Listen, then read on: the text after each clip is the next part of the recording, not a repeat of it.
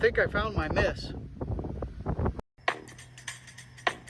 So I drive Uber to make money, and I bought a little car that looks funny. So sit right down and let's see if I can make this Chevy look less dorky. Yeah. Okay, so today on the Jellybean, we're gonna throw some plugs in. It was running a little funky the other day, and seeing as I have done zero work to this car, figured maybe it's time for some plugs and some wires. So I've got spark plugs and I'm waiting on the wires to come in. They should be here next couple of days.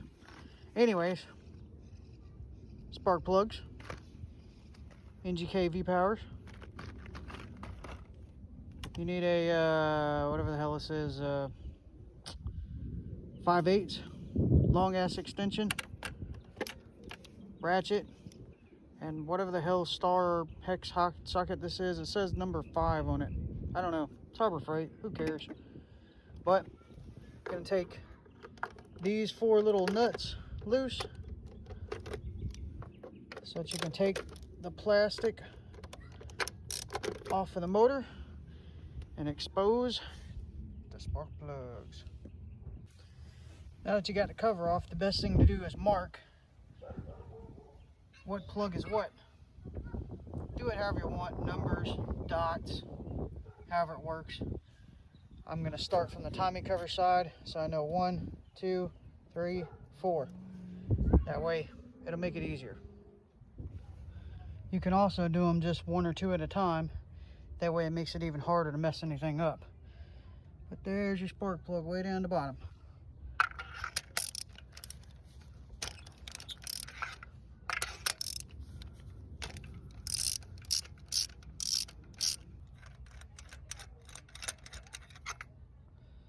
Now, if you're broke like me and you don't have an actual spark plug socket, get your little magnetic pickup tool.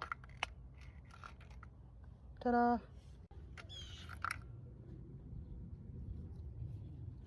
Now, one of the other things that you need to do when you put these plugs in, the bane of every mechanic's existence, anti-seize.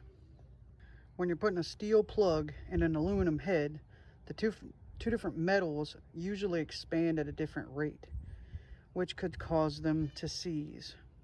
So you put a little dab of anti-seize on the threads. This actually might be a little too much. And this stuff just makes it to where this spark plug won't get stuck in that hole. Reinstall the spark plug back in the hole and hand tighten both of them. And these are both crush washer plugs, so 2/3 of a turn.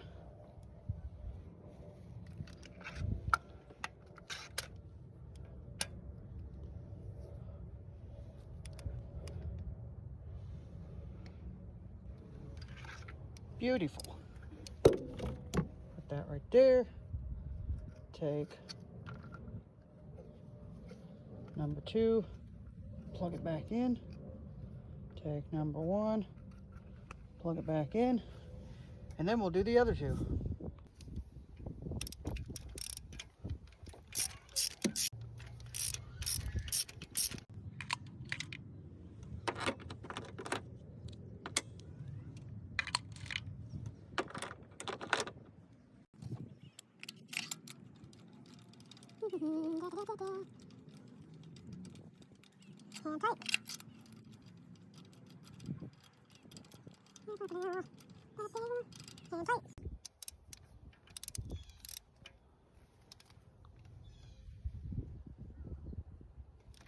Hand tight.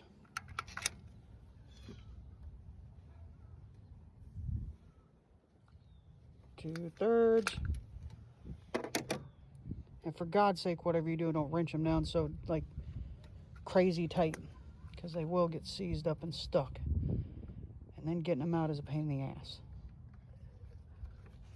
Plug all this stuff back in. Now these spark plug wires have got grease and goop and crap all over them. They don't look really great, but they're gonna have to do for now. I've got new ones on the way, so I'll probably tag that onto this video. But that's a plug change, and only took me about 15 minutes. Oh, don't forget to gap your plugs. I did that. Whatever. Gap them. Spark plugs are done. Let's do some wires. Ooh, blue. That's definitely worth an extra 5 horsepower.